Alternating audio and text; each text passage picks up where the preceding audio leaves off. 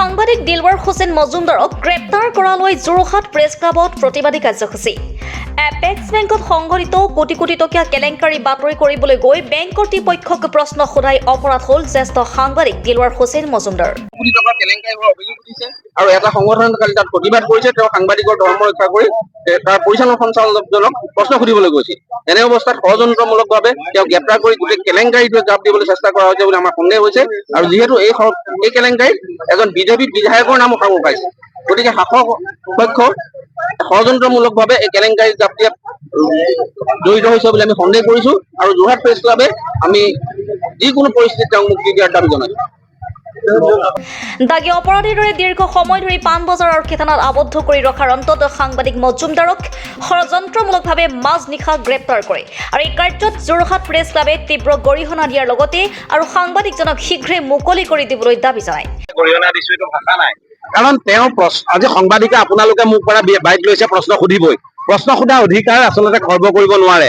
আৰু প্ৰশ্ন সুধিবলৈ যাওঁতে এটা দুৰ্নীতি সম্পৰ্কত অভিযোগ উঠিছে, 100 কোটি টকাৰ দুৰ্নীতি সম্পৰ্কত অভিযোগ উঠিছে। যিটো দুৰ্নীতিত এজন বিধায়ক জড়িত হৈ আছে, বিধায়কৰ পত্নী জড়িত হৈ আছে, যিটো দুৰ্নীতি আজি সমগ্ৰ অসম কঁপাইছে। তেনে এটা অৱস্থা দিলৱাৰ হুছেইনে প্ৰশ্ন সুধিবলৈ যাওঁতে তেওঁক ওপৰত মিছা অভিযোগ জাপি দিছে, জাপি দি তেওঁক গ্ৰেপ্তাৰ কৰিছে। এইটো আচলতে হিমন্ত বিশ্ব শৰ্মা চৰকাৰৰ ফেচিজিমৰ এক নামান্তৰ। তেওঁলোকে দমন অত্যাচাৰ উৎপীড়ন কৰি সাংবাদিকৰ মুখ বন্ধ কৰিব বিচাৰিছে। তেওঁলোকে ভাবিছে এই ধৰণৰ যাতে কোনেও প্ৰশ্ন কৰিব নোৱাৰে। দুৰ্নীতি হৈ আছে, কোটি কোটি টকা, হাজাৰ হাজাৰ কোটি টকা দুৰ্নীতি অসমত ঘটি আছে। সেই দুৰ্নীতিবিলাকৰ যাতে কোনেও প্ৰশ্ন সুধিব নোৱাৰে তাৰ কাৰণে আচলতে ভয় ভাবুকি দিছে। কিন্তু এই ভয় ভাবুকিৰে সাংবাদিকৰ মুখ বন্ধ কৰিব নোৱাৰে। আজি সমগ্ৰ অসম জুৰি সাংবাদিকসকল ঐক্যবদ্ধ হৈছে। আমি সেই ঐক্যবদ্ধ সংগ্ৰামত অংশগ্ৰহণ কৰিছো। আৰু ভৱিষ্যতে যদি চৰকাৰে ইয়াৰ পৰা শিক্ষা নলয় তেতিয়াহ'লে ফিৰিঙতি খান। বিজেপি চৰকাৰ হাই হাই, সাংবাদিক নিগ্ৰহ বন্ধ কৰক আদি বিভিন্ন শ্লোগানেৰে প্ৰতিবাদ সাব্যস্ত কৰে সাংবাদিকসকলে।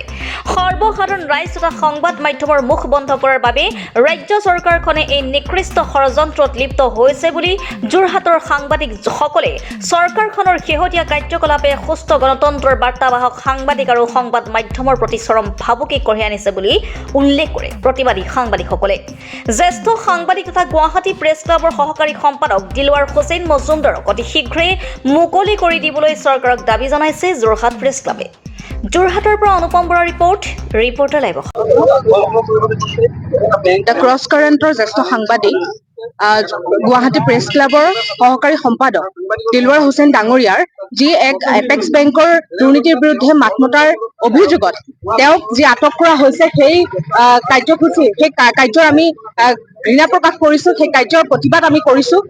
আজি যোৰহাট প্ৰেছ ক্লাবৰ লগতে আমি তেওঁলোকে যি প্ৰতিবাদী কাৰ্যসূচী হাতত লৈছে, সেই কাৰ্যসূচীত আমি সদৌ অসম ছাত্ৰ সন্থা, যোৰহাট জিলা ছাত্ৰ সন্থাই সহযোগ আমাৰ আগবঢ়াইছো। কাৰণ আজিৰ অসমত এনে এটা পৰিৱেশ বিৰাজ কৰিছে য'ত প্ৰতিবাদ কৰা মানে চৰকাৰৰ বিৰুদ্ধে মাত মতা মানে জেলত ভাত খোৱা নিচিনা এটা পৰিৱেশ সৃষ্টি হৈছে। আমাৰ অসম চৰকাৰে এটাই বিচাৰে যে অসমৰ চুকে কোণে গাঁৱে ভূঞে ব্লকে অকল চৰকাৰৰ গুণানুকীৰ্তন হৈ থকাটো তেওঁলোকে বিচাৰে। চৰকাৰৰ যিসমূহ অপকৰ্ম, চৰকাৰৰ যিসমূহ কাম কাজ, বেয়া কাম কাজ, সেইসমূহক যদি আমাৰ কোনো সাধাৰণ জনতাই হওক, লাগিলে সাংবাদিক বন্ধুসকলে হওক, যদি তাৰ বিৰুদ্ধে মাত মতা দেখা পাওঁ, তেওঁলোকৰ বিৰুদ্ধে বিভিন্ন ৰাজনৈতিক ষড়যন্ত্ৰ আমি দেখিবলৈ পাইছো। গতিকে আমি আজি প্ৰতিবাদস্থলীৰ পৰা এটা কথা স্পষ্ট কৰিব বিচাৰিছো, সাংবাদিকসকলৰ ওপৰত এনেধৰণৰ দমনমূলক নীতি নচলিব, সাধাৰণ জনতাৰ ওপৰত এনেধৰণৰ কাৰ্যসূচী নচলিব, এনেধৰণৰ চৰকাৰৰ আক্ৰোশমূলক কাম কাজ আমি কোনো পধ্যে মানি নলওঁ। আমি এই প্ৰতিবাদস্থলীৰ পৰা বিনা চৰ্তে দিলৱাৰ হুছেইন ডাঙৰীয়াৰ মুক্তি কামনা কৰিছো। তেওঁক বিনা চৰ্তে মুক্তি প্ৰদান কৰক, এই ছাত্ৰ সন্থাৰ দাবী। Reporter live.